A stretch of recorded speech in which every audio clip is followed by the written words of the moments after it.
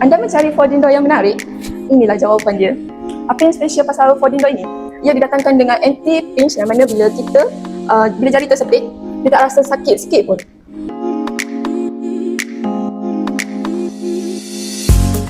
Ia juga didatangkan dengan AC yang lebih ke dalam dan juga ia sama dengan warna frame ini yang menampakkan ia lebih berbeza dengan folding door yang lain. Seterusnya adalah tempat pembuka pintu ni yang sekata dengan frame pintu ini yang menampakkan ia lebih eksklusif dan premium.